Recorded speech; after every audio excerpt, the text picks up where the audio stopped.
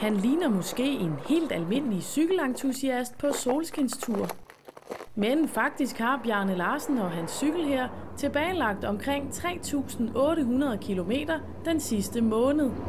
Så cykler jeg ned til Gibraltar, og så cykler jeg op igennem i midten af Spanien, og herop langs med den franske kyst, og ind under Paris, videre op i Belgien, og så op i Tyskland, op til Femern, og så ind over op til Danmark.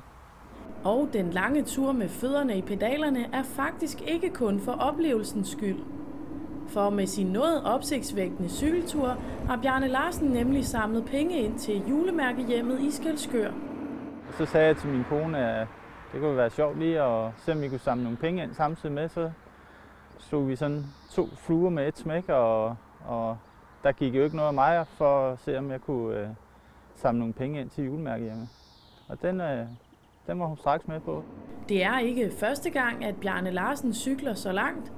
Han har tidligere cyklet hjem fra Venedig og Nordkap, men selv for en garvet cykelrytter er det alligevel en hård tur.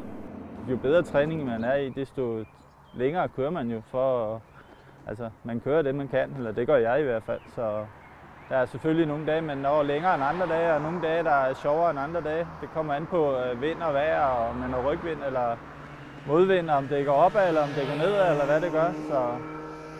Og hvad tænker man så på, når man kører der på landevejen? Alt muligt mærkeligt. Man har tiden til det.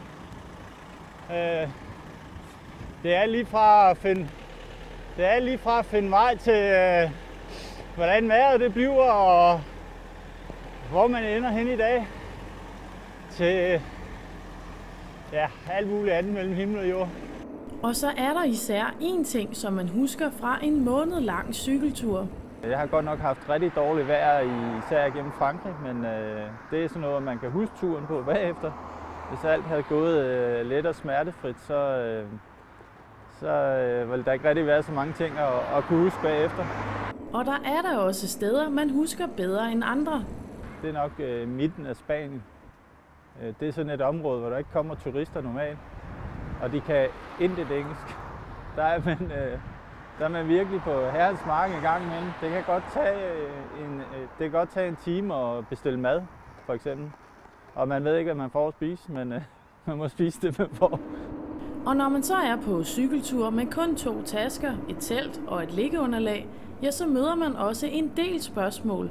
Så der spørger, hvor jeg kommer fra, når man for eksempel sidder et eller andet sted og spiser, og de spørger, hvor man er fra. Og man siger, at man er fra Danmark, og så spørger de så, om man lige cykler lidt rundt, og man siger, nej, jeg er på vej hjem til Danmark.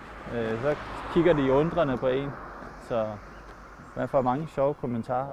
Bjarne Larsen ser nu frem til at skulle fortælle børnene på julemærkehjemmet om sin tur. For det er ikke kun pengene, han har samlet ind, som han håber gør en forskel. Måske kan fortælle dem, at man samtidig kan mere, end man tror. Og at man ikke altid lige skal give op.